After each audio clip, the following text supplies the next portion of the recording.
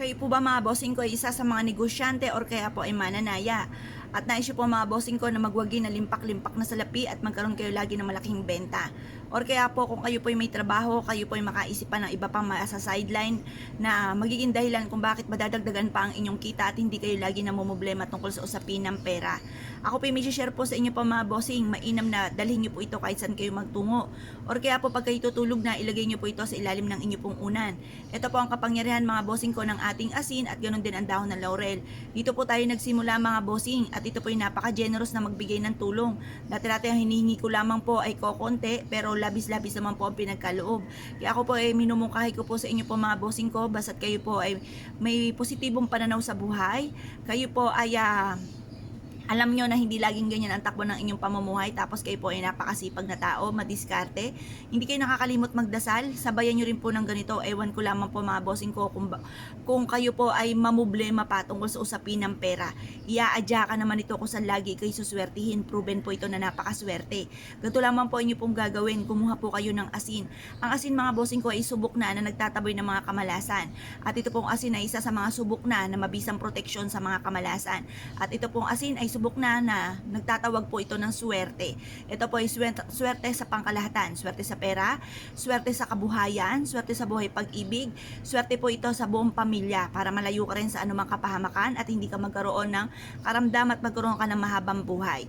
Ito namang ating dahon ng laurel ay isa sa mga unli wishes. Ito po mga bossing ko ay napaka-generous na magbigay ng tulong. Isa po ito sa mga blockbuster na pampaswerte.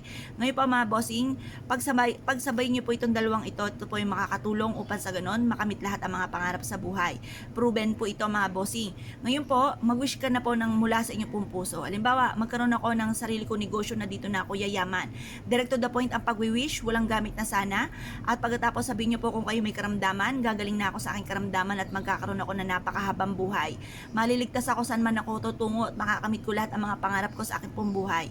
At magkakaayos sa aking buong pamilya kung may pag-aaway sa inyong pamilya.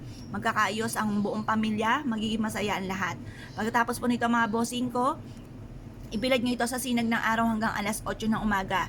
Makalipas ang alas 8 ng umaga, kunin nyo po ito, ilagay sa inyo pong bag or ilagay sa inyo pong bulsa, bitbitin kahit saan kayo magtungo. Ang dulot po nito ay napakaswerte. At sa gabi mga bossing ko, ilagay ito sa ilalim ng inyo pong unan. Upang sa ganon, makapahinga po kayo, makatulog ng mahimbing kasi may mga pagkakataon na ang dami mo mga problema, hindi ka makatulog. Kaya kailangan nyo po nito para makatulog ka ng mahimbing at makapag-isip ng tama. Ang mga taong hindi makatulog mga bossing ko, masakit ang ulo pagising at magulong isipan, hindi makaisip ng tama. Kaya yan po, magkakanda, kumbaga magsisegue na lamang po mga bossing ko ang inyo pong mga pinaplano. Kumbaga, wala kasiguraduhan ang tamang solusyon dahil nga po kayo ay walang tulog at kayo po ay kumbaga napapagod ang isipan, kaya hindi kayo makapag-isip ng tama at mainit pa ang ulo. Maaaring kapag naging maitin ang ulo, nakaaway na lahat sa miyembro ng inyong pamilya, lahat sa inyo ay galit. Kaya mas mainam meron kang proteksyon, makatulog ka ng mahimbing, makapag-isip ng tama, kakapitan kayo ng swerte. Ngayon pa mga bossing ko kayo pinaniniwala at na-issue po itong gawin, huwag na po kayo magpatumpik-tumpik pa. Subukan nyo po ito, proven po ito na maswerte. Ilan po mga bossing, salamat po.